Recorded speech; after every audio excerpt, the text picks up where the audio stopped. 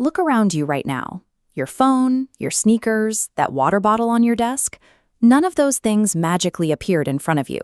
Every item you own was built, shipped, and sold by a massive, invisible system that runs the entire planet. That system is business. At its core, the logic is simple. You create something people value, you sell it for more than it cost you to make, and you keep the difference.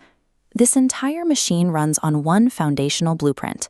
Revenue minus costs equals profit.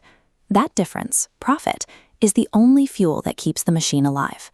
A business without profit is a charity, a hobby, or a broken engine headed for bankruptcy. Let's start with revenue. This is the absolute total of all the money flowing into a company from sales. It is the top-line cash coming in the door before anything is subtracted. Businesses pull in this revenue in different ways. The most common is business to consumer, or B2C.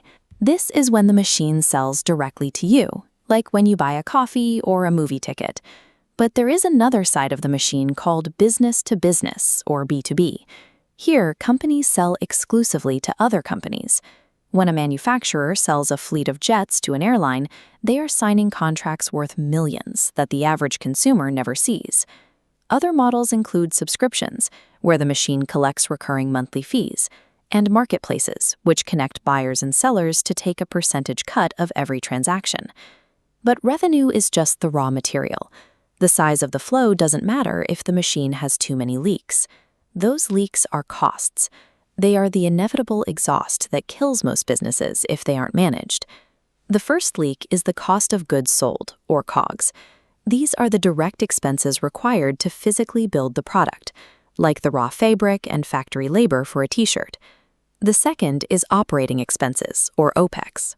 These are the background costs needed to keep the lights on, including office rent, software, and salaries for the team. To test a business's health, we look at profit margins. This is the percentage of revenue left after the squeeze of those costs. When you subtract material and office expenses from total sales, you are left with your net margin, the bottom line. This is why $1 billion in revenue is useless if your operating costs eat up 99% of it. Moving away from the math, let's look at the physical workhorses, the operations department that actually delivers the goods. Every supply chain begins at the origin point of the raw materials. For a clothing brand, that means paying for the labor to harvest raw cotton in the field. Those materials then move to manufacturing, where rows of workers and machines turn raw fabric into retail goods piece by piece. Finally, the goods are transported across oceans in cargo containers. The goal is to manage this inventory so products arrive just in time to meet demand without sitting unsold in a warehouse. Every one of these physical steps costs money. The faster and more efficiently this chain moves, the higher the final profit margin becomes. Think of marketing as the system's radar. It uses the 4 Ps, product, price, place, and promotion, to scan the world and find the exact humans who need what you're selling.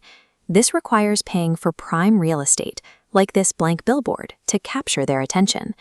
This system relies on a strict mathematical equation. The first variable is the customer acquisition cost, or CAC. This is the exact number of dollars a business has to spend on ads to convince one single person to buy. Contrast that with lifetime value, or LTV. This is the total amount of money that same customer will spend over years of loyalty to the brand. To survive, the math has to balance. The total value of the customer must be at least 3 times higher than the cost it took to find them. Once the math works, the machine needs to scale. But growing organically through your own sales is often too slow to beat the competition, and this is where funding comes in.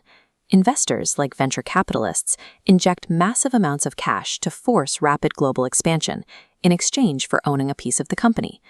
Another strategy is franchising, a copy-paste method where a business lets others pay to build and run exact clones of the machine in new locations. To take over the world, a business must eventually use other people's money, other people's buildings, or simply buy their competitors.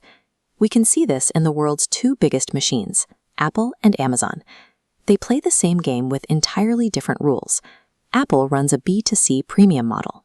They sell expensive products that create an ecosystem lock-in, resulting in a massive, highly efficient 24% net profit margin. Amazon, meanwhile, is a marketplace with a tiny 3 to 5% profit margin. They deliberately reinvest almost all their money back into building a faster, more dominant supply chain. Despite these different strategies, both machines rely on the exact same principles of revenue, costs, and marketing math. Business is not magic. It is just math, psychology, and execution. Every time you buy a coffee or stream a movie, you are turning a gear in this global machine. To keep learning how the world works, hit that subscribe button.